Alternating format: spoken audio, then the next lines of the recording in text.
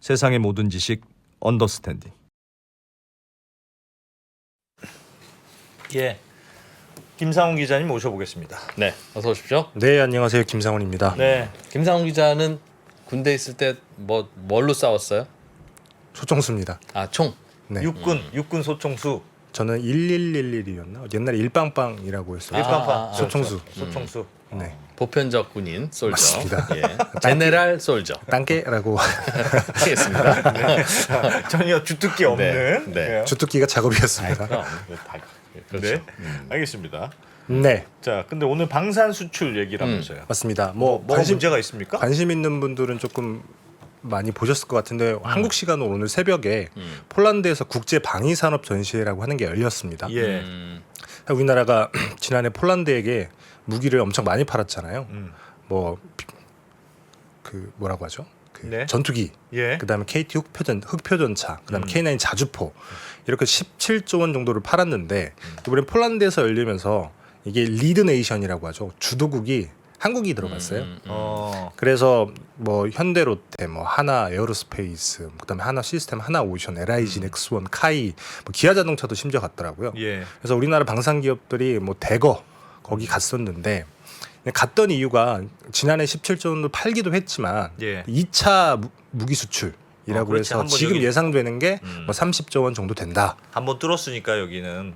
맞습니다. 네. 그래서 요즘 방산이 되게 핫하기도 한데 예. 오늘 이야기는 뭐냐면 방산 수출 지금까지 우리가 굉장히 잘해왔고 앞으로도 열심히 해야 되는데 당장 눈앞에 폴란드 2차 계약도 남아있기도 하고요. 예. 근데 이게 쉽지 않다. 이 쉽지 않은 이유가 뭐 무기의 성능이 나빠서거나 우리나라가 수출 세일을 잘 못해서가 아니라 우리나라 법 때문에 이게 쉽지 않다라고 하는 얘기를 할 거거든요. 살려는 나라는 사고 싶고 팔려는 맞습니다. 우리도 팔고 싶은데 그렇죠. 우리나라 법이 가로막아요? 지금은 그래요. 지금은. 응? 무슨 법인데요? 아, 그 얘기 너무 빨리 얘기하면 안 돼요? 차근차근. 예. 뭔가 금융에 문제가 있다는 얘기인 것 네. 같습니다. 예. 일단은 요 슬라이드 하나 보고 가시면 이 폴란드라고 하는 나라가 이렇게 중요한 거예요. 네. 그래서 오늘은 주로 폴란드 얘기를 많이 할 건데 네. 사실 한번 김수원 편집장님께서 나와서 그런 얘기를 해주신 적 있잖아요. 저희가 예. 처음에 K2 흑표전차 수출을 했을 때 이게 뭐 잘못된 기사가 있어서 이거 바로잡는 차원에서 보통 수출금융이라고 하죠. 네. 우리가 무기를 수출할 때는 반드시 따라붙는 게 수출금융이다. 아, 무기뿐만 아니라 뭐 좀 덩치 큰 거 수출할 맞습니다. 때는 보통 해외에서 하는 수주 산업들은 대부분 수출금융이 따라붙어요. 예. 그래서 그렇지. 입찰이라고 하죠. 거기서 입찰을 내고 우리가 가서 우리가 뭐 입찰을 하면서 우리한테 우리한테 이 우리 프로젝트를 거 주면 사면 내가 돈도 빌려줄게. 맞습니다. 너희들 거기에 돈도 들어가는 게 없잖아. 뭐 기술 점수 이런 거 다 들어가는데 금융 조건도 분명 포함이 된단 말이죠. 예. 그래서 당연히 수출금융이 따라붙는데 사실 수출금융이 어떻게 되는 건지 조금 설명 좀 해주시죠. 그래서 그 지난해 같은 경우에 폴란드가 이제 우리 거 17조 무기를 사면서 우리한테 요구했던 수출금융이 12조였습니다. 12조라는 게 그게 어떤 거예요? 그러니까 12조만큼 빌려줘라. 맞습니다. 내가 빌려주면 그 돈으로 살게. 그리고 천천히 갚을게. 이런 겁니까? 이런 겁니다. 여기 슬라이드를 잠깐 보시면 네. 이게 1차 계약분이거든요. 총 총 계약 금액이 17조예요. 예. 17조에서 우리가 5조는 알아서 조달을 할 테니까 우리가 있는 돈도 있고 뭐 금융기관에 끼고 해서 할 테니까 이 중에 12조는 한국 수출금융이 좀 꿔주라. 총 17조예요? 총 17조입니다. 예. 총 17조에서 12조만 한국 수출금융이 우리한테 싸게 빌려달라. 이게 5조는 폴란드가 조달하겠다. 맞습니다. 음. 근데 문제는 뭐냐면 예. 지금 수출입은행 자본금이 15조거든요. 예. 근데 보통 은행들은 동일인 여신 한도라고 하는 게 있어요. 이게 어려운 용어긴 한데 이게 뭐냐면 이게 쉽게 말하면 한 놈한테 몰빵해서 대출을 해주지 마라. 예. 그렇게 되면 얘가 망하게 되면 은행이 무너지고 은행이 무너지면 예금자들 돈도 다 사라질 위기에 처하니까 세금이 들어가야 되는 거잖아요. 예. 그렇지. 한 차주한테 너무 많이 빌려주지 말았는데 그럴 수 있죠. 맞습니다. 이게 뭐 위험하니까. 위험하니까. 그래서 보통 우리나라 은행도 그렇고 은행법에 나와 있기도 하고 수출은행 같은 경우에도 동일인 한 그 대상자가 한 곳이라고 하면 예. 40% 이상 안 되고 네 자본금의 40%를 한 맞습니다. 사람한테 빌려주면 안 돼. 알겠어요. 은행은 그렇죠. 자본금만 가지고 빌려주는 건 아니지만 네. 하여간 그 1인당 한도는 네가 자본금의 갖고 있는 40%. 자본금의 40%. 그리고 한 그룹이라고 하면 네. 뭐 예를 들면 뭐 정부라고 하면 국방부도 있을 수 있고 뭐 예를 들면 조달청도 있을 수 있고 기관이 다를 수 있잖아요. 네. 요거 두 개 묶어서는 50% 이상 안 된다. 아, 이 그룹을 묶어서는 50%, 그다음에 한 곳인 경우는 40% 이상 안 된다. 알겠습니다. 이런 규정이 있는데 그 동일의 있었군요. 한도 규정. 예. 슬라이드 잠깐 다시 한번 보여드리면 근데 지금 수출입은행이 자본금이 15조라고 말씀을 드렸잖아요. 예. 6조밖에 대출을 못 해줍니다. 아, 40% 한도 때문에. 그렇죠. 414 47에 28 6조 8천억 원까지 할 수 있네요. 정확히는 뭐 그런데요. 그러니까 근데 지금은 음. 지금 수출입은행에 지금 들어가 있는 자본금이 14.8조 정도 되거든요. 아, 40%에서 딱 6조 정도입니다. 6조만 해줄 수 있는데 12조를 해줘야 되는데 지금 할 수 있는 여력은 한 6조 정도밖에 안 된다. 그렇죠. 근데 저 그림을 그래서 저렇게 표현된 겁니까? 총 17조 원인데 17조 중에 그림은 정말 자의적으로 만들었구나. 이거 설명하기 어렵지 않습니다. 17조를 1차 계약분 금액 이래요. 근데 왜 12조와 17조가 왜 붙어 있어요? 붙어있냐, 이거지. 같은 막대 그래프에 왜 붙어 있어요? 어떤 말씀인지 잘 이해가 안 되는데. 아닙니다. 아, 요렇게 밑으로도 써야 되는데 그 중요한 건 아니기 말씀이신가요? 때문에 예, 예. 요 17조 중에 이해됐습니다. 12조를 요구했고 네. 5조는 본인들이 조달한다고 하는 거고 네. 아 이렇게 여기는 6조 뭐 6조 5조 이렇게 했어야 되는 말씀이신 예, 거죠? 예. 그렇네요. 전반적으로 그러니까 피카소의 그저 그래프를 보는 듯한 그러니까 느낌입니다. 여기다 맡겼어야지. 선형 크리에이티브에 맡겼어야 되는 거 아닙니까? 아, 이거는 제가 줄자를 대서 한 건 아니고요. 크기는 비슷할 수 있습니다. 네, 아무튼 아무튼 아니, 예. 크게 같다는 게 문제가 아니라 전체 살려고 하는 건 17조. 맞습니다. 그죠? 네. 그런데 자기네들이 있는 돈은 5조. 5조. 그렇죠. 12조를 빌려줘. 빌려달라. 빌려달라고 하는데 얘기를 했고 우리가 빌려줄 수 있는 건 규정상 6조밖에 안 돼. 그 맞습니다. 말이죠. 라고 하는 건데 그게 저런 그림으로 표현이 되는 게 재밌다 이거죠. 얘기 들으면 이해가 이해는 돼요. 가잖아요. 알겠어요. 이해는 됩니다. 제가 그림을 잘못 그려왔네요. 네. 그래서 김상훈 기자도 이렇게 재밌는 부분도 있는 겁니다. 이렇게 어떻게 사람이 그렇게 완벽하고 쿨하기만 합니까? 그 얼굴도 잘생기고 그래, 내용도 잘고 똑똑하고. 그래. 아니 그래서 자꾸 그림은- 핵심에서 벗어나 알겠습니다. 말씀하시는데 네. 여튼 지금 당장도 6조가 부족한 상황이라는 거예요. 그래서 예. 지난해 계약은 했지만 제가 알아보니까 아직 대출 승인이 안 났다고 하더라고요. 음. 아직 서로 협의를 하고 있는 건데 예. 그래서 당장 이게 1차 계약분도 이것 때문에 대출 승인이 안 나고 있는 상황인데 이제 30조라고 말씀을 드렸잖아요. 예. 2차 계약분이 예. 뭐 빠르면 올해 말 아. 이렇게 얘기를 하고 있는 건데 30조를 생각을 해보시죠. 네. 30조면 아 그럼 돈이 더 필요하네. 그리고 20조를 요구를 하고 있는 걸로 알려져 있어요. 아, 10조는 그쵸. 있다 우리가. 10조는 우리가 알아서 조달할 테니까 20조는 수출은행에서 조달해줘라. 한국수출은행에서 예. 조금 이렇게 우리한테 근데 돈을 수출은행은 빌려달라. 6조밖에 못 해주는 게 규정이니. 그렇죠. 그리고 이미 만약에 12조 중에 6조를 써버리면 6조도 예. 이제 돈이 그러네요. 이미 나가 있는 거잖아요. 알겠습니다. 그러면 저거는 두 가지 방법밖에 없네. 저걸 해결하려면 하나는 그냥 그 동일인 여신 한도를 예외를 두든지 좀 넓혀 주던가 아니면 자본금을 넓혀 주던가. 아니면 뭐 저 금융을 수출입은행뿐만 아니라 여러 다른 은행이 애들까지 같이 같이 해주는 뭉쳐서 거. 수출입은행이 다른 은행들 설득해서 해야 될 같이 텐데 오던가. 다만 다른 나라 국책은행이 해줄 리는 없고 뭐 신한은행, 하나은행, SCJ은행은 안 하겠지. 그러면 그렇게 조달 금리가 달라집니다. 아 다른 은행들이 끼면 그렇죠. 최저금리로 안 된다. 그건 뭐 그냥 금감원장이 전화하면 될 겁니다. 뭐 더 심한 것도 시키잖아요 은행들한테. 뭐 금감원장이 전화하면 될지 모르겠지만 폴란드에서 요구하는 거는 수출입은행에 채권을 발행해서 수출입은행에 싼 조달 금리로 빌리는 빌려달라. 거거든요. 아. 그렇게 해서 그렇죠. 보통은 대부분의 수주 산업이 그런 식으로 돌아갑니다. 그래서 예, 한국이 네, 알겠습니다. 뭐 예를 들면 중동 가서 플랜트를 수주한다거나 이런 경우도 보통 다 수출입은행 그런 식으로 그렇구나. 금융 조건을 제공을 해주거든요. 예. 그래서 말씀하신 것처럼 두 가지 방법이 있는데 첫 번째가 자본확충, 가장 쉬운 거 자본확충이잖아요. 수출입은행의 자본확충. 맞습니다. 자본금이 15조니까 뭐 예를 들면 15조에 40%라고 하면 6조밖에 안 되지만 예를 들면 30조다. 그러면 12조까지 늘어나는 거니까 그러네요. 자본을 예. 확충하면 되는데 음. 지금 수은법상 자본금 한도가 15조 꽉 차 있어요.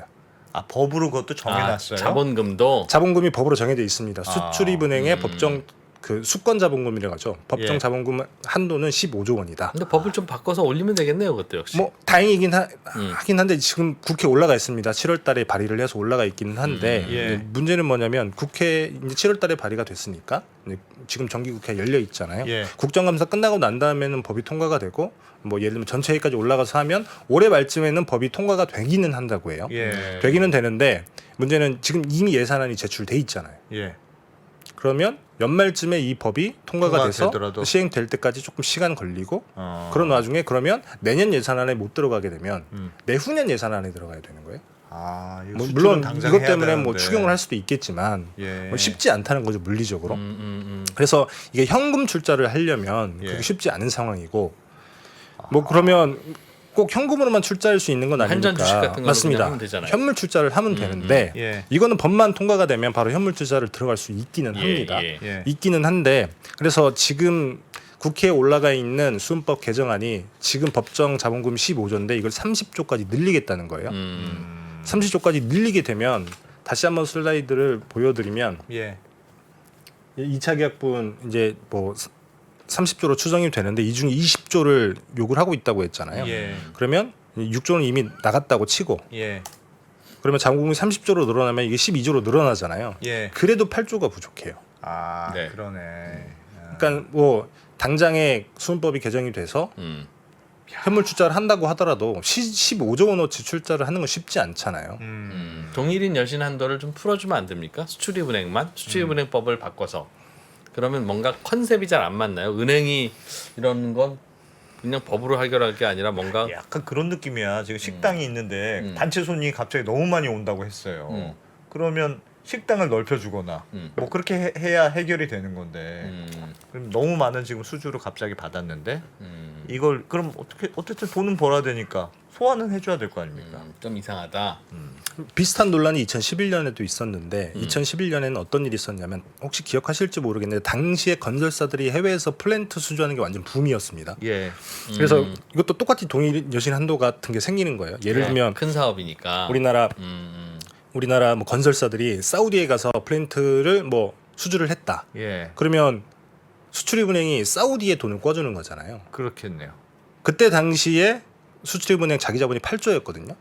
8조에 40%면 3조 2천억 원밖에 안 됩니다. 그러네. 근데 우리나라 기업들이 돌아가면서 여러 플랜트를 수주했다고 치면 예. 차주는 사우디이기 때문에 그래도 이게 다 걸리는 거예요. 한도가 동일인이고 다. 그렇죠. 그리고 그때 무슨 일이 있었냐면 그 아랍에미레이트에 우리 원전을 수출했단 말입니다. 예. 그 내기 지어주면서 우리가 그때 받았던 수주액 금액이 200억 달러거든요. 우리나라 돈 23조예요. 예. 당연히 동일인 여신 한도에 걸리겠죠. 그래서 그때 당시에 23조 원짜리 프로젝트에 UAE가 우리한테 요구했던 수출 금액이 11조였습니다. 예. 니네 건설회사한테 우리한테 빌려주면 그 돈으로 건설회사들한테 공사 그렇죠. 맡길게. 맞습니다. 똑같은 지금과 지금하고 똑같은 똑같네요. 구조네요. 똑같은 구조예요. 뭐 잠깐 뭐 슬라이드를 보여드리자면 뭐 이런 구조인 건데 수출 금융의 구조 이런 겁니다. 예. 수출업자가 뭐 수출을 하는 거죠. 예. 그러면 저쪽에 수입하는 업자에게 수출입은행이 직접 대출을 해주거나 아니면 은행에 보증을 서주는 거예요. 요거 두 개 대신. 합해가지고 40%가 넘으면 안 된다는 겁니다. 알겠습니다. 알겠습니다. 네. 알겠습니다. 직접 대출을 해주거나 수입업자의 해당 은행한테 보증을 대신 서주거나. 맞습니다. 결국 뭐 돈 꺼주는 건 똑같은 거네요. 돈 꺼주고 똑같은 거니까요. 보통 이제 BIS 자기자본 비율이 대충 은행이 몇 퍼센트 합니까? 한 10%쯤 있다고 치면 8%가 최저치고 우리나라 금융당국은 10.5%를 권고치로 두죠. 예, 그래서 한 10%라고 치면 자기 자본금의 10배가 이제 대출 나간 자산이라는 뜻이잖아요. 예. 그러니까 자기 자본의 40%면 대출 나간 거에 4% 이상을 한 사람한테 몰아주지는 마라 그 규정이네요 지금. 뭐 그렇게 조금 뭐 됩니다. 대충 그렇게 예상할 수 따지면 있죠. 조금 빡빡한 것 같긴 해요. 그러니까 자기 자본으로만 빌려주는 게 아니고 신용 창출이 많이 되니까 내가 갖고 있는 돈보다 실제로 빌려주는 규모는 훨씬 큰 건데. 다만 그 규제를 하는 이유는 추측컨대는 동일인한테 이렇게 많이 대출해 주는 건 뭔가 조금 좀 특혜거나. 느낌이 이상하다. 그러니까 떼일 가능성이 우리는 있다고 의심한다. 음. 그렇게 무리한 대출 같으니까 예. 그런 거니 떼이더라도 너희가 자본금으로 메꿀 수 있는 정도만 해. 은행 예금한 돈 거기까지 영향을 줄 수 있는 그런 대출은 하지 마. 맞습니다. 이제 그런 컨셉인 거 그게 같네요. 글로벌 스탠다드 같은 거죠. 40% 50%. 그게 저도 그래서 그게 글로벌 스탠다드면 맞습니다. 우리 정부가 규정을 바꿔서 허용해 준들 조금 이상한 결과가 오는 거냐라는 거죠. 아마 그래서 이걸 안 바꾸고 다른 걸 바꾸려고 노력하는 것 같은데요, 지금. 그래서 일단 자본금 늘리는 자본금 걸로 하고 늘리는 있고 걸로. 그때도 2011년도에도 똑같은 논란이 있어서 당시에 수출입은행과 재정부 쪽에서는 우리도 이 동일인 여신 한도 이 규제를 조금 바꿔보자라고 예. 얘기를 했는데 그때 당시에 금융위가 반대를 했어요. 글로벌 스탠다드다. 글로벌 스탠다드이기도 하고 수은도 은행이잖아요. 예. 그래서 은행법에 똑같은 규정이 있습니다. 물론 다만 수출입은행은 특별법이 그래. 있기 때문에 여길 바꾸면 되긴 하지만 BIS 비율이라고 하는 게 자기 자본을 위험 가중자산으로 나눈 건데 한쪽에 조금 몰빵하게 대출을 해주는 그걸 터주면 당연히 된다. 건전성이 나빠지기 때문에 그래. 그 원칙은 딱 또 이유가 있죠. 금감원이 그런 관리를 좀 하긴 하고요. 그래서 그 현대 오일뱅크로 자꾸 전화도 온대. 뭐예요? 니네도 은행 혹시 알니? 뭐 이렇게. 그러면 그때 UAE 수출은 모자랐는데 자본금을 늘려서 결국 해줬습니까? 아닙니다. 그럼 어떻게 그래서 됐습니까? 그때는 특별 승인이라는 우회로를 열어서 해줬어요. 이게 승인? 수은법에 이런 조항이 있습니다. 실제로 잠깐 예. 슬라이드를 다시 한번 보여드리면 이게 17조 5 동일 차주에 대한 신용공여 한도 이 조항이거든요. 밑에 보시면 금융위가 인정하는 경우, 그 다음에 금융위랑 기획재정부 장관이 협의해서 인정한 경우 그러면 예외를 좀 해준다. 맞습니다. 아, 그래서 그럼 그때는 이번에도 그렇게 특별 승인을 되겠네. 해준 거예요. 이번에도 그럼 야 폴란드를 우리가 믿어야지. 폴란드에서 무기 사준다는데 좀 해줘. 특별 인정 이렇게 해주면 안 됩니까? 하면 못할 건 없기는 해요. 네. 근데 다만 말씀드렸다시피 금융위랑 기재부의 해석이 들어가야 된다는 거죠. 그러면 어떤 경우를 특별하게 인정을 해줄 거냐 예. 이런 문제가 남아 있는 거긴 한데 사실 UAE 원전 수출을 보게 되면 이거는 정권 차원의 치적 사업이기도 했지만 결정적으로 계약의 주체가 한전이랑 한수원입니다. 네. 공기업이란 말이죠. 예. 예. 근데 방산 수출인 경우에는 민간 기업이에요. 아. 물론 민간 기업이- 방산 수업 기업이 수출을 잘해서 돈을 많이 벌면 그게 우리나라 전체적인 국민 경제의 부가가치 늘리는 데 도움은 되겠지만 예. 당장에 돈을 버는 건 민간 기업이란 말이죠. 그런 근데 고민이 또 있구나. 그래서 사실 요즘 굉장히 뭐 공무원들이 어떻게 보면 예. 가장 걱정하는 것 중에 하나가 그런 직권남용 같은 거잖아요. 예. 그래서 이런 거를 적극적으로 해석해서 해줄 수 있겠느냐. 그렇다고 하면 저 꼭대기에 있는 결정자가 이렇게 해라고 얘기를 해야 되는 건데 예. 사실 그런 부분도 쉽지 않은 상황이라는 거죠. 물론 특별 승인은 아직 열려 있기는 하죠. 예. 여전히 열려 있기는 한데 그게 말처럼 그렇게 쉽겠느냐 이런 숙제가 아직 남아 있다는 겁니다. 특별 승인 해줄 명분이 좀 부족한 부분이 있습니까? 방금 말씀했던 대로 민간 기업이네. 민간 기업이라서 그렇다. 그 주는 주체가 카이를 빼면 다 민간 기업이잖아요. 카이는 사실 수출입은행의 자회사기 때문에. 아 그렇지 수출이긴 한데 근데 그 기업들 입장에서는 만약에 이게 잘 안 돼서 수출이 안 된다면 너무 억울하겠습니다. 억울하죠. 그리고 사실 심지어는 정부가 뭐 역점 사업이기도 하잖아요. 이번에 하반기 경제정책 방향에 들어간 것 중에 하나가 어떤 거냐면 이런 겁니다. 요거 슬라이드를 잠깐 보여드리면 지금 한국이 방산 수출로 한 9위쯤 해요. 예. 9위쯤 하는데 그래서 요거를 2017년 되면 여기까지 올리겠다. 예. 4대 강국.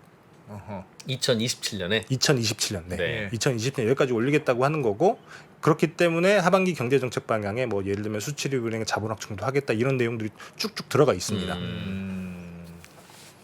알겠습니다. 그렇게 하려면 뭔가 예외를 두건 자본금 확충을 해주건 아니면 해야 되겠네요. 자본금 확충해야 뭔가는 되겠네. 해줘야 되겠네요. 근데 자본금 확충 아까 말씀드렸다시피 일단은 지금 당장에 현금 출자하기 힘든 게 정부가 돈이 없잖아요. 예. 올해 세수 펑크 난다고 얘기를 하고 있고. 어디 공기업 주식 같은 거 그렇죠. 그리고 뭐 현금 출자를 하려고 하더라도 일단 물리적으로 내년 예산안에 들어가는 건 쉽지 않고 그러면 내후년 예산안에 들어가야 되는데 당장에 폴란드의 2차 수출 계약은 올해쯤 빠르면 올해쯤 올해 하반기쯤 한다고 얘기를 하고 있고 예. 뭐 이런 것들이 계속 엇갈려 있는 거죠. 어떻게 될 것 같아요?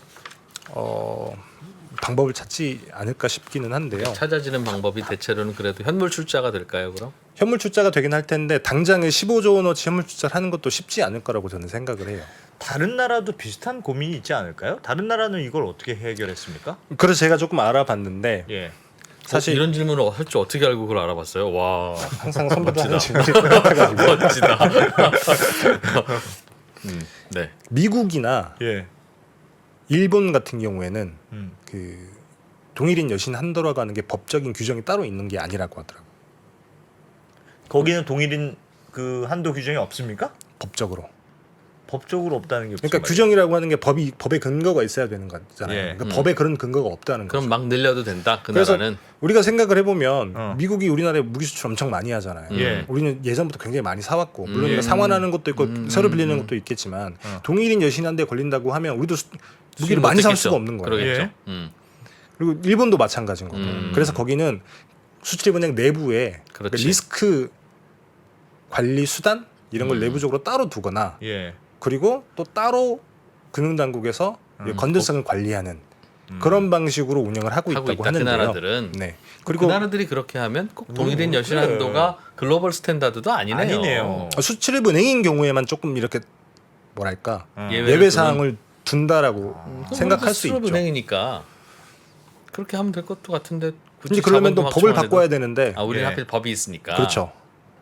법에 딱 박혀 있다는 거죠. 누가 그 법을 만들었어? 왜 엄격하게 만들었네 불편하게. 이건 또. 우리가 뭐, 수출 중심의 저희가- 나라인데. 기본적으로 IMF가 지나고 난 다음에 예. 사실 이 동일인 여신한도 규정도 IMF 공고로 만든 거거든요. 아. 그게 들어왔고 은행의 건전성이 무엇보다 중요했고 예. 그리고 돌이켜 보면 지난 10년간은 수출은행도 마찬가지고 산업도 마찬가지 힘들었던 것 중에 하나가 IMF 이후에 남아있던 구조조정 기업들을 다 끌어안고 있었던 상황이잖아요. 예. 수출 수은 같은 경우에도 사실 조선사들 그렇죠. 네. 그런 것들 때문에 건전성 관리가 무엇보다 중요했기 때문에 이걸 늘려주기가 쉽지 않았던 거예요. 그렇기도 하고 규정을 만들었으면 규정으로 두지 규정으로 안 두는 게 더 신기하긴 합니다. 미국이나 일본이나. 그리고 그만큼 수출의 경우에는 예외적인 경우들이 발생하고 그 수출 금융이라는 게 결국 수출을 지원하기 위한 거니까 그렇게 큰 금액이 있을 때도 해줄 수 있도록 좀 법 그게 무슨 비리나 이런 것만 없으면 되는 거 아닙니까? 뭐 저도 그렇게 생각을 합니다. 다만 정책 결정자의 역량인 거죠. 법이기도 하고 뭐 어떻게 푸느냐 문제인데 음. 폴란드가 그러니까 우리한테 돈 빌려서 우리 무기 샀는데 음. 우리 돈 못 갚지는 않습니까? 폴란드가 괜찮아요. 진짜 돈이 없으면 못 갚을 수도 있겠죠. 거기도 DSR 봐야 되는 거 아니야? 너희가 우리한테 갚을 원리금이 아니 너네 한 달 그 세금 수입의 몇 사실 퍼센트 넘으면 폴란드 안 돼? 경제가 매우 어렵다는 얘기 있긴 있어요. 사실 수출금융기관들도 예전에 남미 예. 사실 수출금융이라고 하는 게 선진국에는 그렇게 많이 필요하지는 않습니다. 근데 금융 여건이 나쁜 이 개발도상국들이 이제 그런 경우가 되게 왕왕 있는데 그래서 예전 20-30년 전에는 선진국의 수출금융기관들도 남미 이런 나라들 때문에 굉장히 어려움을 많이 겪었다고 해요. 예. 근데 뭐 폴란드가 그렇지는 뭐 저는 정확히 판단하기 쉽지는 않습니다만 고민이네 저거. 근데 뭐 많이- 일부러 안 갚지 않겠습니다만은. 이거를 정책 당국 결정자들도 모르진 않았을 텐데 네. 예를 들면 수출 2차 수출 계속 얘기가 나오고 있으니까 그러면 당연히 폴란드에서는 뭐 예를 들면 우리가 30조 무기 2차 계약해서 살 건데 우리한테 예. 20조 해줘. 그러면 수출입은행의 자본금을 확 높여하거나 혹은 수출입은행법 수은법을 바꿔서 그 동일인 여신 한도를 없애거나 예. 그게 아니라고 하면 특별 승인을 해주거나 이런 방법들을 하나씩 마련을 했어야 되는데 물론 네. 아직 특별 승인이라고 하는 길이 남아 있기는 합니다만 뭐 해줄지는 아직까지는 물음표라는 거죠. 고민이네요. 뭘 뭔가 해주긴 해줘야 될 것 같은데 뭘 해주면 다 약간의 고민들이 다 남는 거군요. 맞습니다. 뭐 다 선택할 수 있네요 보니까 증자도 하려고 하면 맘먹으면 하는 거고 먹으면 하는 거. 특별 승인 하는 바꿔서. 것도 뭐 맘먹으면 하는 거고 뭐 증자는 제가 보기에는 15조를 한꺼번에 밀어넣는 건 쉽지 않을 것 같아요. 돈으로는 안 되고 어디서 이제 현물 출자할 수 있는 현물 출자도 덩어리 마찬가지죠. 큰 걸 찾겠죠. 예를 들면 지난해 초에 수출입은행에 자본금 늘릴 때 2조를 넣었거든요. 예. 그 LH 2조 주식을 넣었는데 예. 당장에 15조 원어치 정부가 가지고 있는 현물 출자 주식을 만드는 건 뭐 쉽진 않을 것 같다. 그래서 15조가 뭐 작은 돈이 아니잖아요. 그런 게 걸려 있구나. 이것도 국회에서 의결을 거쳐야 되는 거기도 하고. 예. 어떻게 보증서 줄 거냐보다는 폴란드가 잘 갚아줬으면 좋겠는데 확인을 하자고 할 수도 없고 근데 뭐 사주 사겠다고 하는 사람을 너 진짜 갚을 수 있냐 없냐고 자꾸 물어보는 것도 좀 묻긴 물어야 되겠습니다만. 그 금융회사는 그렇게 해야 되는데 이제 국가에 수출이 걸려 있으니까 예. 좀 그런 것도 있겠고 자칫하면 우리 폴란드 우유 오래오래 먹어야 될지도 몰라요. 대신해서 폴란드산 요새 뭐 우유 옛날에 수입이 러시아에 많아졌다고. 빌려준 것도 막 헬기를 받고 막 그랬다면서요. 네, 그랬죠. 그래서 사실 이 방사는 앞으로 계속 수출을 하게 될 거잖아요. 단순히 예. 폴란드의 문제가 아니라 뭐 이집트 얘기도 나오고 있고 뭐 노르웨이 얘기도 나오고 있으니까 네. 결국은 어찌됐든 방산 수출이라고 하는 게 사실 뭐 비행기 한두 대, 탱크 한두 대 파는 게 아니기 때문에 이런 거는 계속 걸릴 텐데 그럼 계속 특별 승인을 해줄 거냐? 그러게요. 그리고 이게 만약 무슨 플랜트 수출이면 이해가 되는데 방위 산업 수출이니까 이거 전쟁용 무기 아닙니까? 맞습니다. 그런 이걸 사간다는 것도 건 있어요. 전쟁 가능성이 높은 나라라는 뜻일 가능성도 있잖아요. 예. 그러면 그 나라는 이기거나 지거나 둘 중에 하나인데 지면 나라 큰일이야. 없어지는 거 아닙니까? 그리고 뭐 어찌됐든 살상 무기인 건데 예. 물론 선진국들이 다 똑같이 하고 있습니다만 그것도 리스크가 좀 있을 것 같은데 그걸 금융업계에서는 어떻게 판단하는지도 재밌을 포인트 같기는 하네요. 아마 그냥 빌려주겠죠 뭐. 야, 당연히 해줘야 된다고 생각했는데 듣고 보니까 약간 고민이 남네요.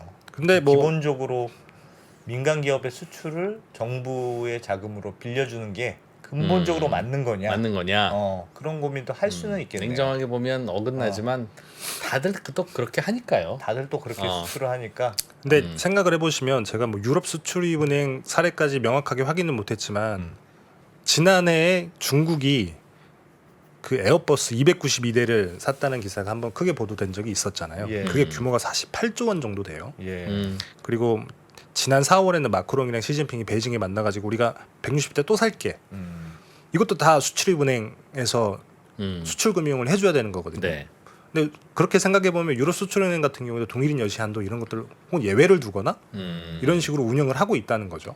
근데 그렇게 생각을 하면 수출이 중요한 대부분의 선진국들은 어떤 방법으로든 수출 산업을 지원하기 위해서 우리가 생각하는 것처럼 뭐 40%라고 하는 선에 딱 맞춰서 하는 건 아니다. 예. 그러면 우리도 이런 것들을 고민해야 되는 게 조금 어쨌든 유연성을 가지고. 방산이라고 하는 걸 정책적으로 키운다고 하고 그리고 앞으로 어떻게 보면 시장이 굉장히 좁아졌잖아요. 예. 미국이랑 중국이 분리가 되면서 그럼 우리 입장에서는 계속 수출을 더 해야 되는데 예. 그러면 수출금융이라고 하는 무기를 더 갖춰야 되는 상황인 건데 그런 것들 조금 이렇게 빡빡하게 우리가 규정을 둬야 되냐 이런 것들은 고민해 볼 그러네요. 필요가 있다는 거죠. 판단의 문제는 있다. 김상훈 기자는 개인적으로 이 이슈에 대해서는 어떻게 하는 게 바람직하다고 생각하십니까? 뭐 일단은 개인적인 판단이라기보다는 정부가 정책적으로 이 산업을 키우겠다. 사실 예. 방산이라고 하는 거는 키우려고 생각을 한다고 하는 거는 해외에 파는 것밖에 방법이 없습니다. 그렇죠. 예. 왜냐면 우리나라 무기 수요 뭐 빤하니까 키운다고 얘기를 했으면 거기에 맞게끔 정책을 맞춰 나가는 게 당연한 거고. 금융까지도 해줘야지. 그렇죠. 근데 키우겠다는 얘기가 없으면 뭐 판단의 문제겠죠. 우리는 이거는 무기는 해외 파는 건 아닌 것 같다라고 생각하면 수출금을 안 해도 되는 거고. 근데 다만 키우겠다라고 생각을 했을 때는 당연히 그 정책적인 지원이 뒤에 맞붙어 줘야 되고 실제로 정부가 그렇게 얘기를 하고 있는데 이렇게 제도가 어떻게 보면 모르겠습니다. 너무 뒤늦게 따라가는 거 아닌가 제도 변화가. 지금 당장 나와 있는 제도 변화는 그냥 수출입은행법을 바꾸겠다. 예. 그거 하나밖에 없어요. 뭐든지 빨리빨리 좀 해줘라 그런 얘기죠. 뭐 그런 얘기인 거죠. 발 맞춰서 하면 좋지 않겠나. 왜 이런 걸 이렇게 이슈로 남겨서 우리 방송 아이템으로 만드냐? 안 되냐? 그런 빨리빨리 얘기죠, 그죠? 해줘야지. 진짜 했어야지. 그런 얘기까지는 아닙니다. 식당이 장사가 잘 되면 확장 공사 해줘야지. 잘 되면 이렇게 받아줄 수 있는 버퍼를 자꾸 만들어줘야 수출을 자꾸 하긴 하죠. 그렇죠. 민간 기업의 수출을 나랏돈 혈세로 도와주는 거에 대해서는 어떻게 생각합니까? 그럼 뭐 근데 그럼 벌면 한화 주머니로 들어가는 건데. 그렇긴 한데. 예. 지난번에 우리 그 뭐죠? 그 성공불융자 나랏돈이 왜 특정한 에너지 개발 업체한테 주고 성공하면 쟤들이 다 먹고 나라는 왜 못 먹냐 하셨잖아요. 맞습니다. 근데 이것도 잘못하면 폴란드한테 돈 떼일 수 있는 거고 그 돈 떼이면 혈세인데 혈세 떼이고 성공하면 한화가 버는 그런 거는 괜찮아요? 뭐 그래도 수출 금융을 해주는 게 일반적인 다들 관행. 그러니까 성공불융자는 리스크가 매우 크고 리스크가 매우 큰 걸 국가가 리스크를 많이 떠안고 민간 기업은 리스크를 적게 떠안고 그걸 많이 하지만 이거는 사실 뭐 떼일 확률은 있긴 있지만 그거 없지는 않잖아요. 폴란드 우유를 좋아하는구나. 네, 그렇지만 그거를 매우 높은 리스키한 사업에 대출을 해준다고 생각하기는 어렵죠. 국가를 상대로 하는 거니까. 물론 뭐 무슨 일이 있을지는 모르지만. 뭐 저는 뭐 어쨌든 정책도 선택의 하나인 건데 네. 선택을 했으면 받쳐야지. 선택을 해놓고 그냥 계속 뭐 알아서 하겠지라고 하면 그건 조금 문제가 있을 수 있어요. 김상훈 기자는 개인적으로 제가 본 관찰한 것 중에 우리 서로를 알아가는 차원에서 얘기해두면 한 번 말 뱉은 건 반드시 해야 된다는 신념을 갖고 있습니다. 김상훈 기자는요. 그 진짜 내가 보니까 그렇더라고. 운전할 때요 차량 끼어들기도 안 하는 사람입니다. 차량 끼어들기 안 해서 그냥 쭉 돌아가. 그 끼어들면 되는데 그 룰을 만들지 말든가. 만들었으면 무슨 목숨처럼 지키는 지키든지. 거지. 그러니까 지금 그렇게 했잖아. 방산 살린다고 말하지 말든가. 살린다고 말했으면 목숨 바쳐 살리던가. 지금 이게 뭐냐? 그 얘기죠. 뭐 그렇죠. 야 일관성 있습니다. 일관성 사람이 이렇게 그 신실하기가 쉽지 않은데. 참. 진짜라니까요. 진짜 끼어든 게 안 하는 거 보고 내가 놀래버렸어. 와 어떻게 저럴 수가. 그렇군요. 네. 이게 또 여러 가지 생각해 볼 만한 것도 있네요. 네. 알겠습니다. 성실한 김상훈 기자님. 이것도 고맙습니다. 그럼 또 어떻게 업데이트 됐는지 다음에 또 알려주시고요. 알겠습니다. 네, 고맙습니다. 고맙습니다. 네, 감사합니다.